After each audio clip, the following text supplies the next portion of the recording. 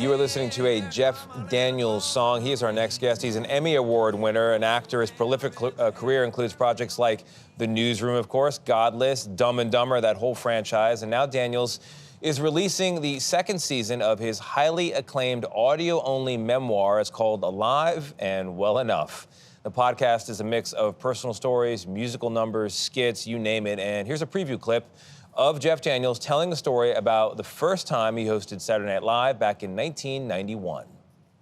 By Thursday night's rehearsal, I had all 15 sketches memorized.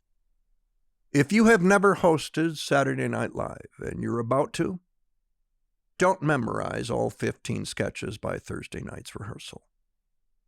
Cue the rewrites.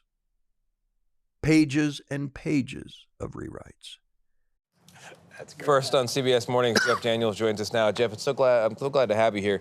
Just hearing your voice in that clip, I could hear you read the phone book, and it would make me forget I'm running on a treadmill. I mean, you could do no content at all, just your voice, and the podcast would work.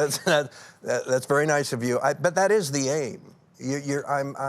You're aiming at one listener, and they are walking, they are treadmilling, they are doing whatever they're doing. You're taking them away for 30 minutes. But Tony's right. It's your inflection and your delivery. Yeah, You're so right about that. And the pacing, the way you pause, the way you make use of the empty space, the space in between. I mean, and actually, you get into craft in this season.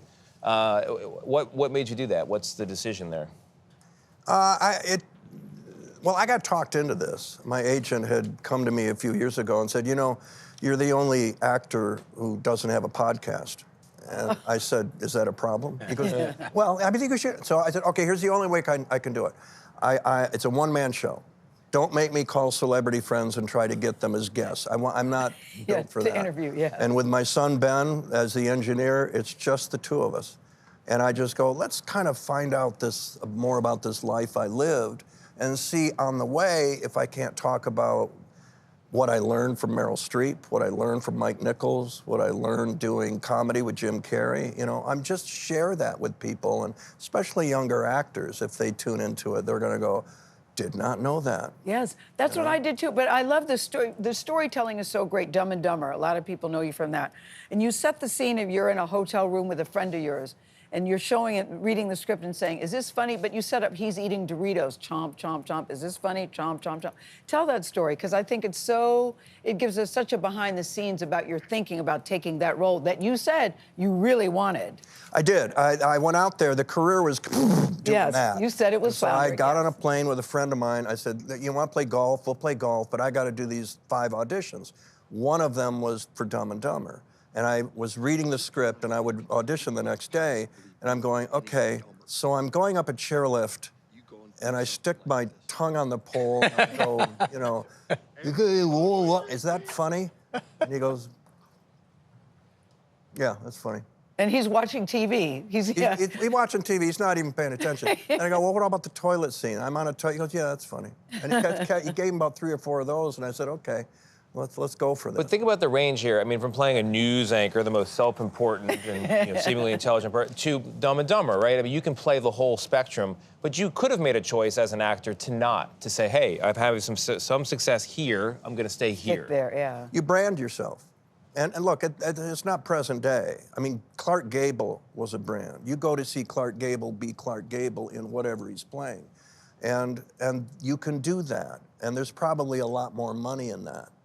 But I grew up on Peter Sellers and Charles Lawton, guys who went here and there, and especially the guys who could do drama, Gettysburg, Newsroom, Godless, and then also here's Dumb and Dumber, you know, or God of Carnage on Broadway, big comedy. I wanted to be one of those guys who could not only do stage and film, but comedy and drama. And how do you do that?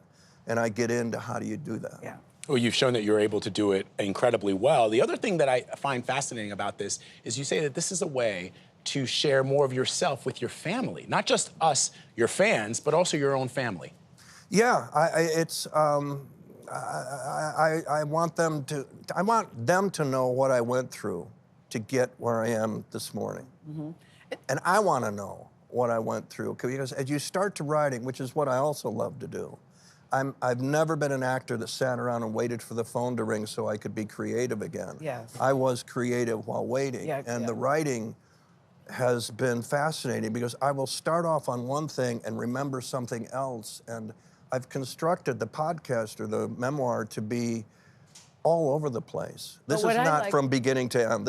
I am all over. all the over place. doing different things. But I love that Ben, your son, is your producer. And I'm wondering how those creative discussions go. Because a producer has a lot of clout over the, quote, talent. How do those discussions go if you all disagree on something or you want to go one way and he wants to go another? Or are you guys in lockstep? We don't disagree because here it is, you know. But what Ben is so great at is what do you mean by this? Yes. Okay, all right, okay. But also if I fump for a word in the recording and the stuff like that, Ben's the sound engineer. We do it at our recording studio at home.